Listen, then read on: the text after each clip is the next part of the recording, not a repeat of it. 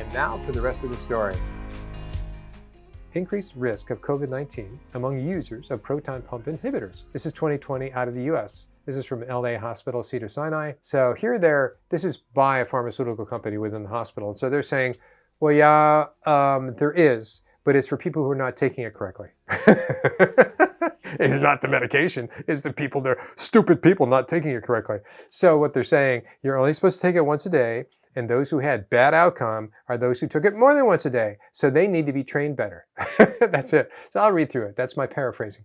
Proton pump inhibitors increase the risk of enteric small intestine infections that is likely related to proton pump inhibitor-induced hypochlorhydria, low stomach acid. The impact of acid suppression on a severe acute respiratory syndrome, all the lung problems, in COVID-2 is unknown so far, that a stomach acid below 3, for that of a stomach acid below 3. So in other words, all those who had not strong stomach acid, now it's stomach acid above 3, that's pH, meaning it's less and less, may increase the risk of severe acute respiratory syndrome coronavirus. So they're saying those with low stomach acid, meaning they don't have enough, and it's not acidic enough, they tend to get lung infections. They went from stomach to lung. Funny, in Chinese medicine, this is what they call your jiao, your upper jowl. Upper jowl is your stomach, your heart, and your lungs. We want to determine whether the proton pump inhibitors increases the odds for acquiring coronavirus disease, acquiring the disease. And so we discovered independent dose-response relationship between the use of medications and COVID positively. In other words, that existed. But individuals taking it twice a day have higher odds for the positive test compared to those taking it once a day.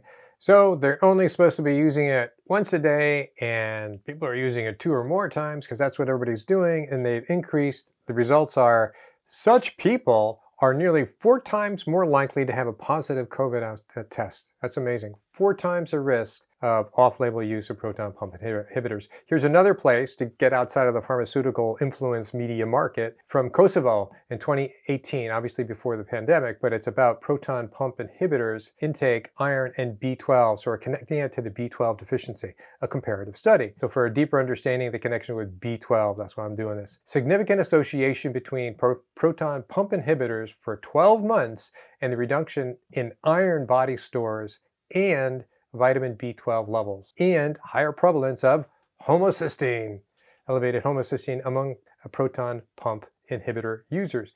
The main point is B12 deficiency was created and homocysteine was increased due to the use of that pharmaceutical, turning off your stomach acid, which created a dangerous vulnerability to COVID, viral respiratory infections, and other conditions. Okay, proton pump inhibitors, avoid them at all costs. It may prevent, this is going off a little bit, may prevent the development of dementia. So you really got to focus on that. If you have your heartburn, figure out what's going on, treat it otherwise. This finding is supported by recent analysis with mouse models in which proton pump inhibitors increased the levels of beta amyloid in the brains of mice. And that's 2016, and that's a German study, association of PPIs with risk of dementia. So there's 3 ways to increase homocysteine by not being converted to methionine. Oh, we're getting a little technical. Well, we're going to have to get a little technical. You're going to have to understand this. You're going to have to come into the tent, so to say, not get to the biochemistry. We're not going to go, they're going to make it pretty easy.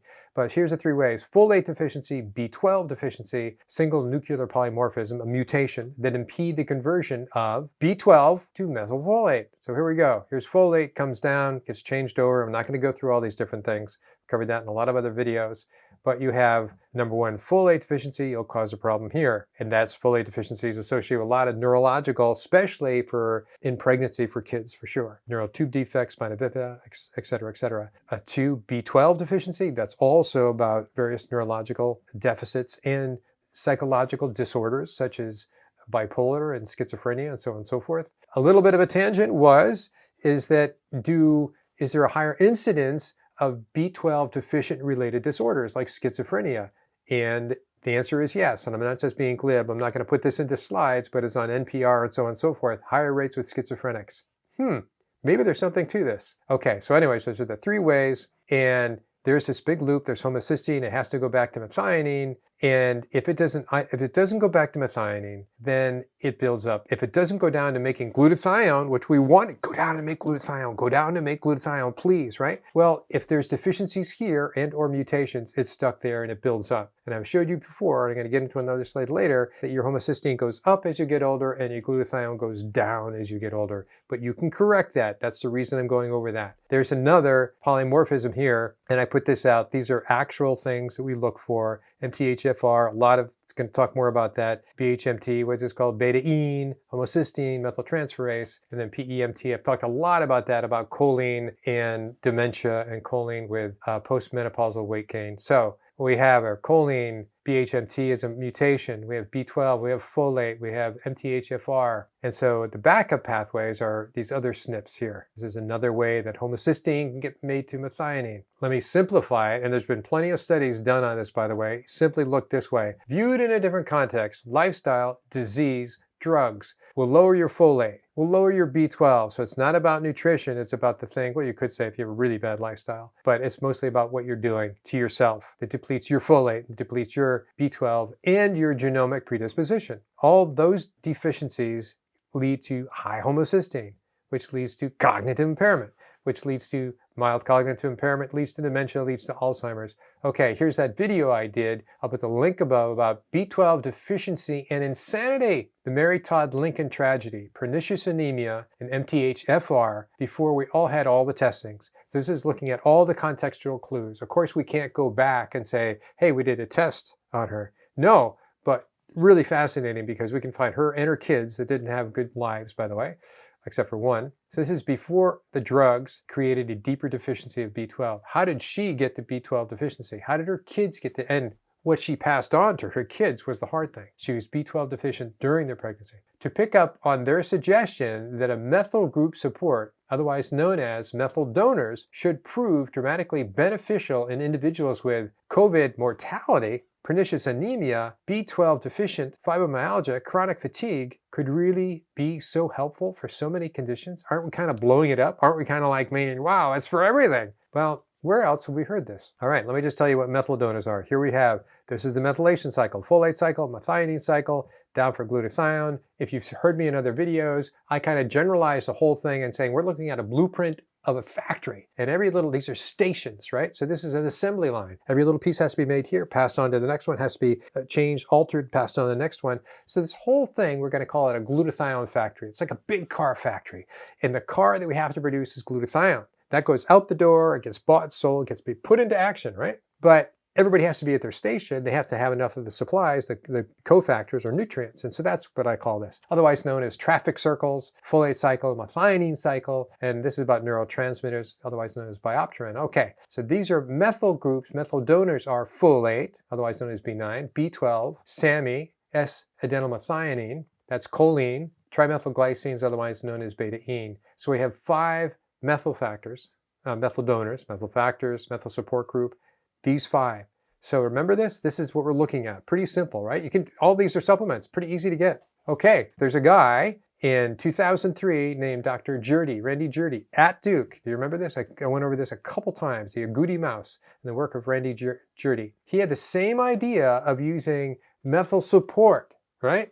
They weren't even called methyl donors at that point. He sort of made that up. He called them methyl support cofactors, and then they became methyl donors, those 5. What he did, he had the same idea, but in a completely different context. But that also changed how science understood genetics. And that's the point I'm trying to get across. This guy, I'm going to show you the outcome in just a second. It's where we're at looking at the flu season and looking at COVID is like the guy who started saying, hey, no, it's glutathione deficiency. And then it went on to B12 deficiency. Then it went on to maybe it's a global assault on the methylation system. And we need to just support the methylation system. So he took these genetically mice that were meant to be obese, diabetic, yellow, and prone to cancer. So designed to have a terrible life, but that changed with the help of methyl factors, right? Methyl donors. So he gave them both mouse chow, and yes, there is a thing called standard mouse chow, so it's very specific. He's not putting a little bowl out there, so to say, of random stuff. And he added the methyl donors to this group. So they're identical, they're genetically bred to be identical. You have to pay big bucks for this. And then he gave them B12, folate, SAMe, choline,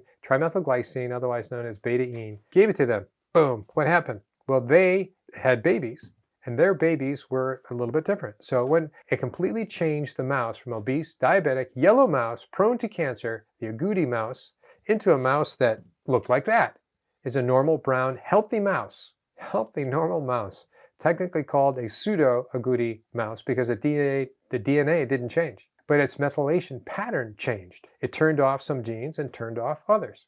Aren't we really just like these pseudo-agouti mice? That is, that we have an affected, a poorly performing methylation system, process, pattern.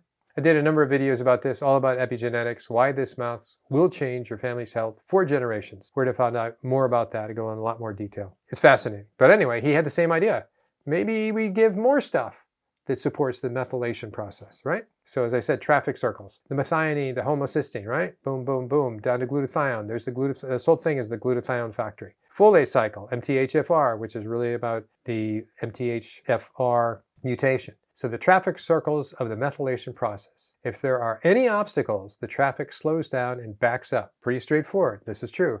The obstacles could be specific nutrient deficiencies, poor diet, or you're blocking some things, or specific mutations, or both. The methyl donors corrected many of the nutritional deficiencies that were essential to the entire methylation process, otherwise known as making enough reduced glutathione in the glutathione factory.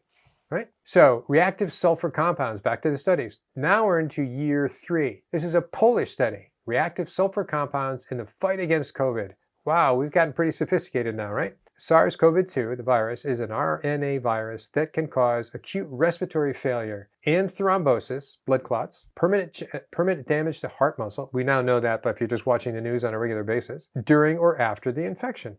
Due to their being documented anti-inflammatory, this is about ALA, right? Alpha lipoic acid, due to their documentation about being anti-inflammatory, antioxidant, antiviral, reactive sulfur compounds, they started using ALA, N-acetylcysteine, and reduced glutathione. And they inspired further research for the treatment and prevention of diseases caused by SARS-CoV-2. So they're taking a whole different tack saying, let's just throw the whole sulfur compounds and see what happens. Glutathione in the COVID studies. N-acetylcysteine, NAC. Used for prevention and treatment of COVID-19. Evidence and Future Directions, 2022, an Italian study. So this is the end of the third year. NAC given. Covered this a little bit before, but here they're saying just on NAC. They're not even doing IV glutathione and so on and so forth, just NAC, N-acetylcysteine. So they're giving oral. So they have oral 600 milligrams twice a day. If it doesn't get better, then oral NAC, they doubled it, 1,200 milligrams twice a day. I think they're going to get heartburn. Severe heartburn likely at this dosage. Then they switch it to IV at 100 milligrams per kilogram bio. That's how you set the dosage. Acute respiratory distress syndrome, people on ECMO and ventilation, they're now getting IV NAC. Boom. So homocysteine. Homocysteine is a marker for predicting the disease severity in patients of COVID-19, a Turkish study, 2022. Now everything's starting to close in on, I think it's about methylation. I think it's about the methylation factors, the methylation donors, and taking blood tests that are about this. SARS-CoV-2 infection. What is currently known about homocysteine involvement? 2022, Romanian study. This is just to show you homocysteine is clearly popping up all over the place at this point. Homocysteinemia, which means elevated homocysteine in your blood, same thing. And viral infections with special emphasis on COVID-19. An Indian text study predicting COVID-19 hospitalized with homocysteine. 2021 South African Italian study. The higher your homocysteine was, the more likely you were going to have a bad outcome. So they're all pointing in the same thing. Hyperhomocysteinemia is related to many virus infection outcomes, including human hepatitis virus, human papilloma virus, HIV. Association between levels of homocysteine over 16 is equated with worse outcomes for COVID-19. Glutathione and COVID studies. Glutathione deficiency in the pathogenesis of SARS-CoV-2 and its effects upon the host immune response in severe COVID disease. 2022, finally in the States. They're going, well, maybe we should look at it. I'm making fun a little bit, but not much. Okay, so all starting to come together globally. All of this is like saying, I think it's about this. So what to do with long COVID? A recognized yet unexplained complication of COVID-19. Symptoms are diverse and can last for months, as we've talked about, following resolution and initiation of infection. They include fatigue, brain fog, muscle ache, headaches, dizziness, breathlessness, palpitations, loss of taste, loss of smell, gastrointestinal problems. I think you know the answer to this. You test for, you know the tests, the labs, the nutrients, the genomes, ideally. Okay, but wait, there's more. Coming in the next video, what we're going to go over is there's not one canary, but there's two canaries in the gold mine. Yet another group who can't make enough glutathione to protect themselves during flu season and COVID. Who are these people? The second canary? Is there really a second canary in the gold mine? There is, and it's a story worth going into. I'll give you a little hint. It has something to do with methylation. Till then. So if this is something that you're interested in, that is a topic that I obviously go deeper in terms of labs, in terms of how to do it, in terms of why you would want to do it, various topics, as you've seen that I've done in the past, then please let me know below in a comment. Till then.